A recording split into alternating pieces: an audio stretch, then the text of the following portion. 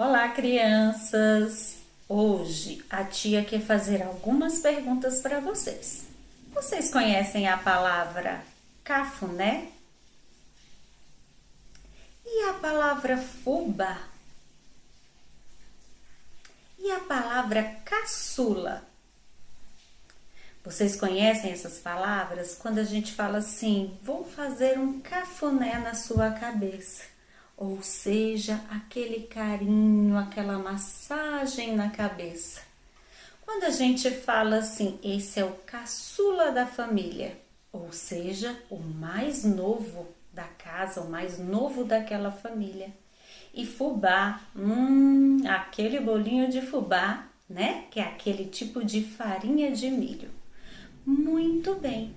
Essas palavras, elas são de origem africana, ou seja, das pessoas que moram na África e que hoje em dia faz parte da nossa cultura,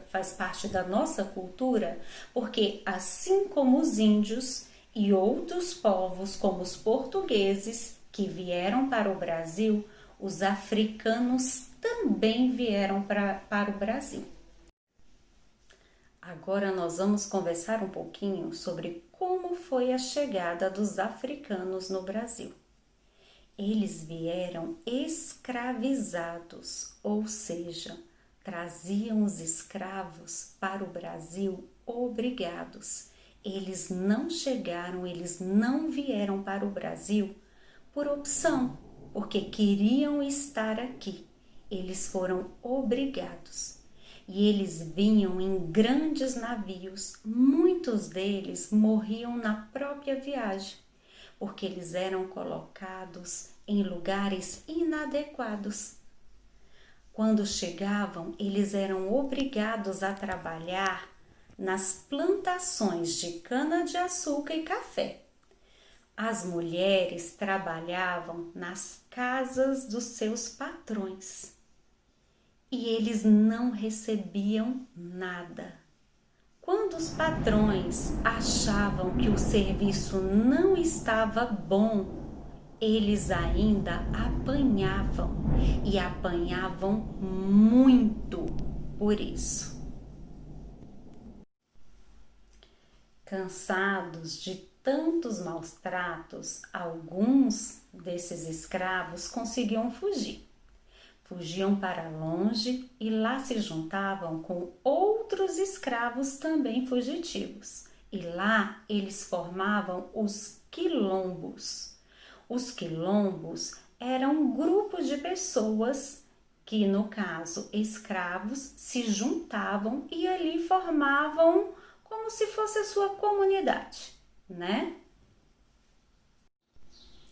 Um dos quilombos que ficou bastante conhecido foi o Quilombo dos Palmares. Nesse quilombo havia um escravo chamado Zumbi, que também ficou conhecido como Zumbi dos Palmares.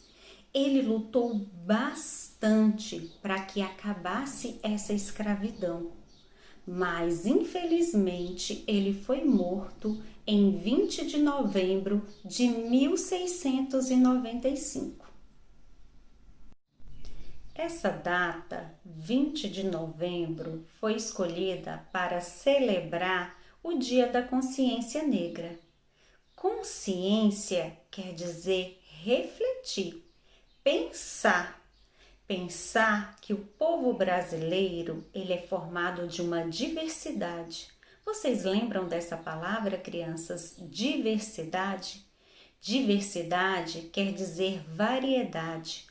O povo brasileiro, a cultura brasileira é formada tanto pelos indígenas portugueses e também pelo povo negro, o povo africano, que tanto contribuiu para a nossa cultura.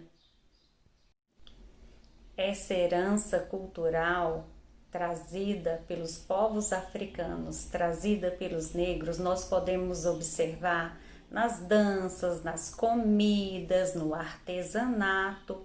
Exemplos nós podemos, por exemplo, da dança nós podemos citar o samba, a capoeira. Na comida, podemos citar o acarajé, vatapá, feijoada.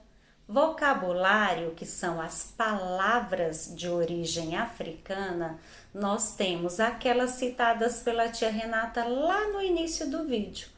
Caçula, cafuné, fubá. Então, todas essas palavras são de origem africanas.